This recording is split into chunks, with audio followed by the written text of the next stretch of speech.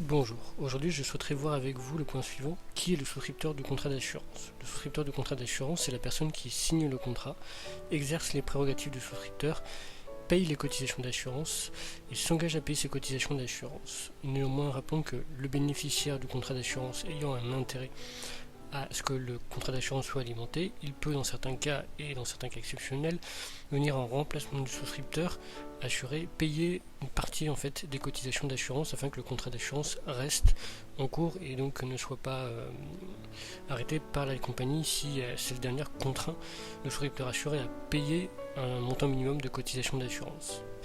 Rappelons que les prérogatives du souscripteur sont la nomination des bénéficiaires, le rachat partiel ou total du contrat d'assurance vie et d'autres possibilités comme par exemple demander à avoir une avance à sa compagnie d'assurance. L'avance étant un petit peu comme un prêt ou un gage. Le souscripteur d'un contrat d'assurance vie peut être une personne physique, c'est-à-dire moi ou ça peut être n'importe qui, mais ça peut être également une entreprise sous forme de personne morale. Généralement, une personne morale souscrit un contrat d'assurance vie dans le cas des contrats hommes-clés. Mais c'est très rare et donc nous ne l'évoquerons pas plus en détail. D'ailleurs, certaines compagnies n'acceptent pas ce que le souscripteur soit une personne morale.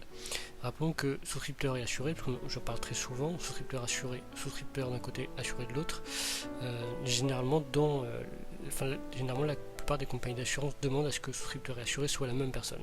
Néanmoins, souscripteur d'un côté c'est celui qui signe le contrat d'assurance, assuré c'est sur lui qui pèse le risque de décès ou de survie au terme du contrat d'assurance, et le bénéficiaire c'est celui qui va récupérer les fonds en cas de réalisation du risque, c'est-à-dire le décès de l'assuré. Donc très généralement souscripteur et assuré sont la même personne. Si souscripteur et assuré sont deux personnes différentes, il faudra que l'assuré donne son accord pour qu'un contrat d'assurance vie pèse sur sa tête.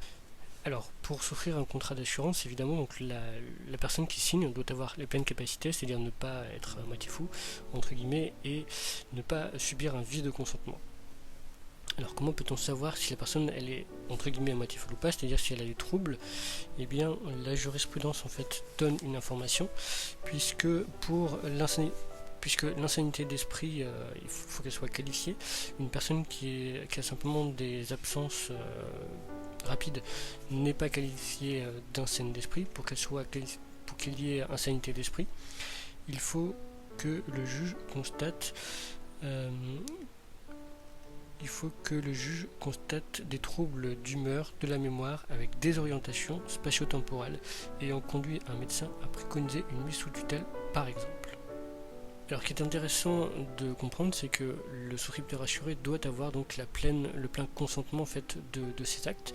Ce consentement doit s'appliquer évidemment en fait, au moment de la signature du contrat, de la souscription, mais également en phase de vie du contrat. Par exemple, si ce dernier souhaite modifier sa clause bénéficiaire, il faut bien évidemment qu'il soit sain d'esprit. La compagnie d'assurance devra vérifier ce point pour accepter, et donc elle pourra ne pas accepter un changement de clause bénéficiaire. Elle pourra ne pas accepter un changement de clause bénéficiaire si elle considère que la personne n'est pas saine d'esprit et donc qu'elle n'est pas en pleine capacité pour, par exemple, changer sa clause bénéficiaire, ou si elle estime qu'il y a un éventuel ou un potentiel vice du consentement. Et donc il y a potentiellement une tierce personne qui force le souscripteur à modifier sa clause bénéficiaire à son profit.